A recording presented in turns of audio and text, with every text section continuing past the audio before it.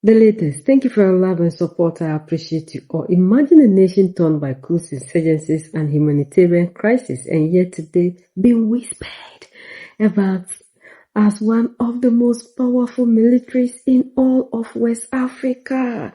That's right, a country most global analysts ignored, suddenly rising to challenge regional giants. This is Mali's unexpected military rise. But how did it happen? And is it real? By most objective measures, the global military rankings don't favor Mali. Yet, new assessments claim that in 2026, Mali armed forces have vaulted to the second most powerful position in West Africa, trailing only Nigeria. But how can a country facing major security threats suddenly climb the regional ladder of military strength?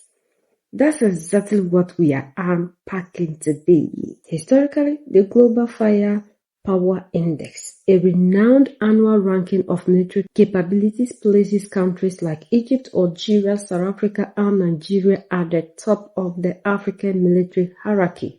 In 2023, Mali did not even crack the 10 top on the continent.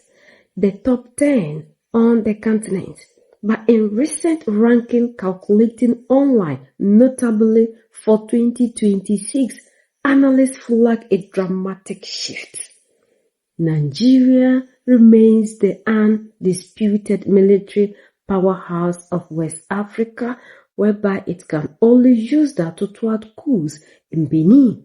Mali, yes, Mali, leaps ahead of peers like Senegal, Ivory Coast, and Ghana to claim second place in the region, according to some sources drawing from Global Firepower latest data. What's behind this sudden repositioning, and what should we really make of it? What gets counted in military strength? What are the things that we look out for to say this is that? To understand the jump, we need to understand what global firepower measures.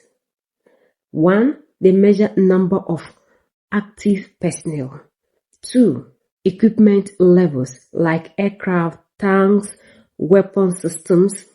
They also look at something like defense budget and logistics. They look at geography and then strategic resources.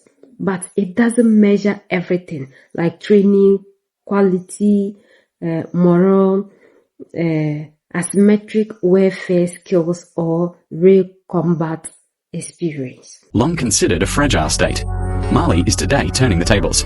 According to Global Firepower 2026, it has emerged as the top military power in WAEMU and the second strongest in West Africa. This is not merely strategic but also significant globally.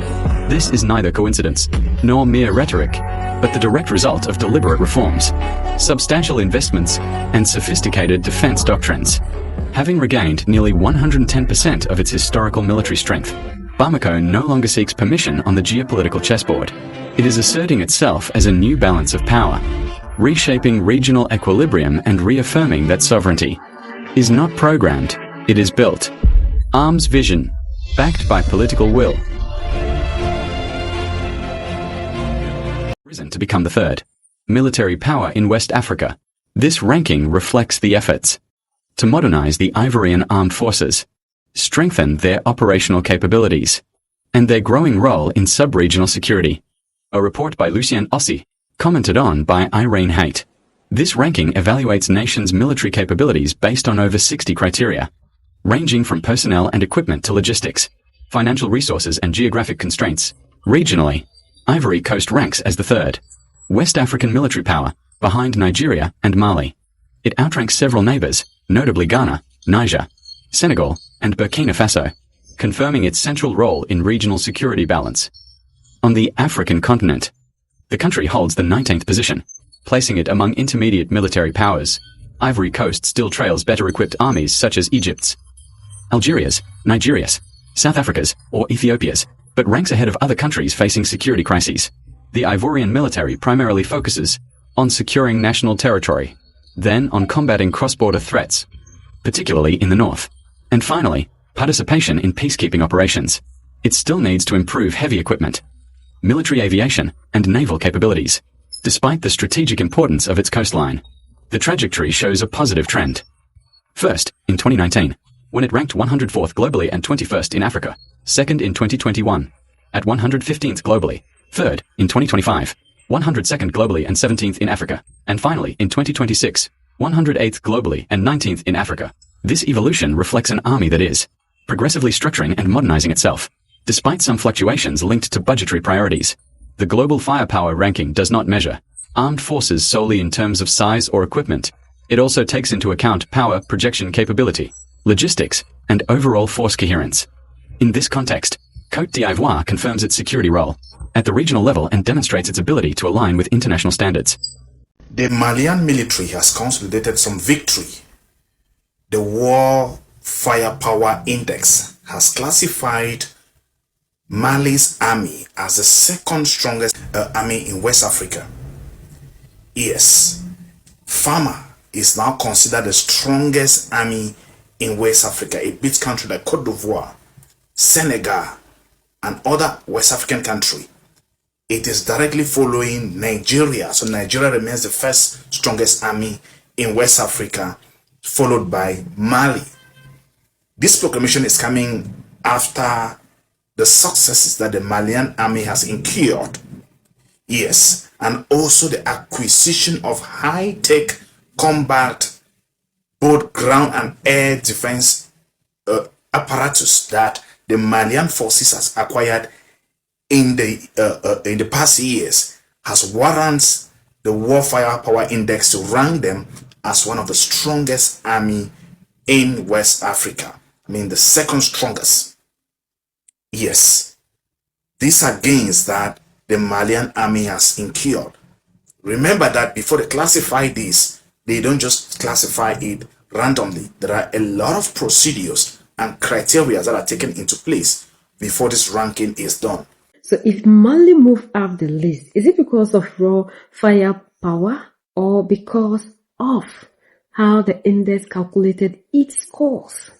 The country has faced jihadist insurgency sweeping through vast swaths of its territories. We have multiple coups in recent years and a humanitarian crisis that draws global concern. When it comes to our all in alls, we believe so much in them because we know these people are capable of doing everything possible in their power to give us the best and nothing but the base. And with that, the global whatever trying to rank us, we already know we are at the top. Our all in alls, when they took office, the whole world made it clear to us that there's nothing they can do. These are the things these people normally do in order to make sure they weaken us. And African Union fell for that and was calling for, yet Mali told them they don't need them, they can do it without them. And truly, Mali did it. Mali did it. Mali never went asking for the help of anybody to come and do anything in Mali. Unlike those in the democratic elected who always pass out military men. Yet anything that is happening, we still need bases from other people in the name of helping us.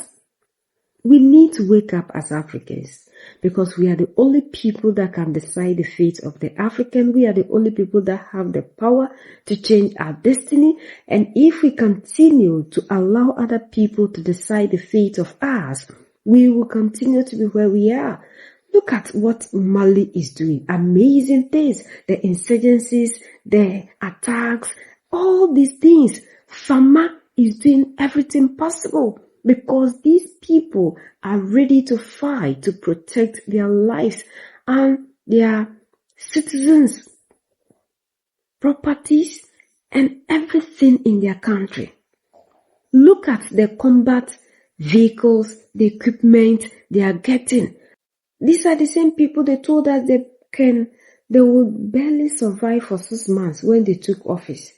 Everything that these people have been saying concerning our all in us, we always see a different version. They always prove these people wrong because our leaders in the democratic elected have listened to what the oppressors said about us, and they go by it, believing that without these people coming in to help us, we can never get to our destination, which is not true.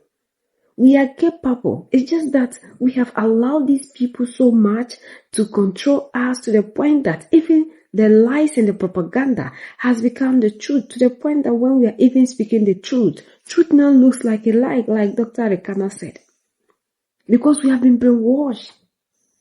And Mali, Niger, and Burkina Faso, the leaders, are changing the narrative. How can a country facing all these things still rank? And those who are, they claim they are free, they are whatever, are still.